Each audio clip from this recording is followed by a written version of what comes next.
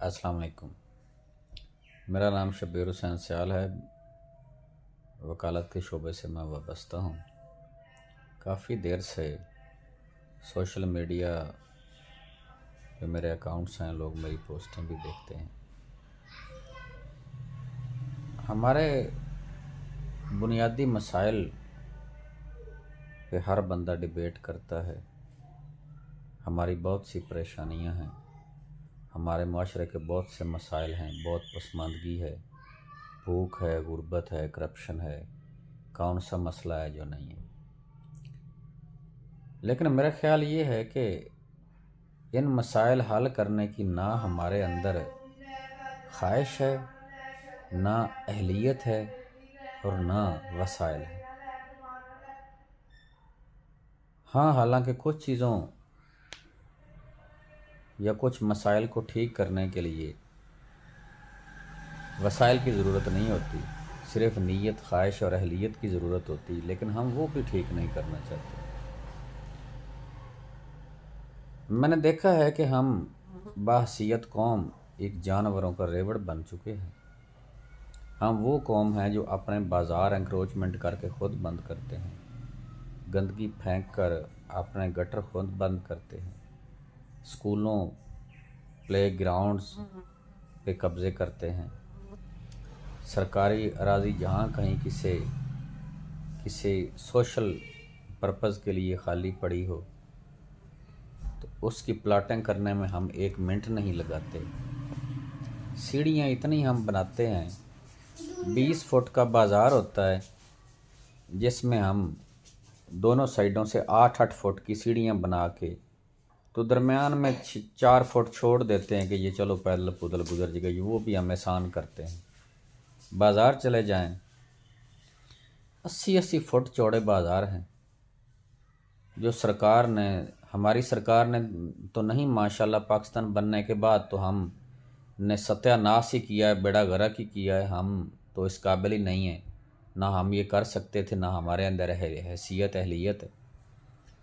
پاکستان بننے سے پہلے انگریز نے جو کٹنگ کی تھی شہروں کی اور دیہاتوں کی، تو وہ دیکھ کے محسوس ہوتا ہے کہ اس قوم کی کیا بصیرت تھی اور وہ قوم کتنی دور اندیش تھی۔ حالانکہ ہم تو ان کے نزدیک غلام تھے، لیکن غلاموں کے لیے بھی جو سٹرکچر وہ قوم چھوڑ کے گئی ہے وہ دیکھنے کے قابل ہے، لیکن ہم اس کی بھی حفاظت نہیں کر سکے۔ نہری نظام انہوں نے ہمیں دیا، ریلوے نظام انہوں نے دیا، ہمیں لینڈ ریکارڈ ہمیں انہوں نے دیا۔ 80 فٹ کے بازار ہیں، صبح ہم جاتے ہیں، ساری دکان اٹھا کے باہر بازار میں رکھ دیتے ہیں، اور جو جگہ بچتی اس کے آگے ہم نے ریڑھی لگوائی ہوتی، شام کو اس ریڑھی والے سے کرایہ لیتے ہیں۔ 80 فٹ بازاروں میں 10 فٹ جگہ نہیں ہے کہ بندہ وہاں سے پیدل گزر جائے۔ موٹر سائیکل یہ گاڑی تو بڑی دور کی بات ہے۔ تو یہ رونا پیٹنا میرا خیال ہے ہم نے ایسے ہی ڈالا ہوا ہے۔ ہم سب بھی ظالم ہیں، مظلوم کوئی بھی نہیں ہے۔ تو اس لیے ہمیں اپنے گریبان میں جھانکنا چاہیے، ہمیں دیکھنا چاہیے کہ ہم کیا کر رہے ہیں اس ملک کے ساتھ، ہم کیا کنٹریبیوٹ کر رہے ہیں، ہمارا کون سا ایسا فعل ہے جس سے اس ملک کے لیے کوئی بہتری ہو رہی ہے۔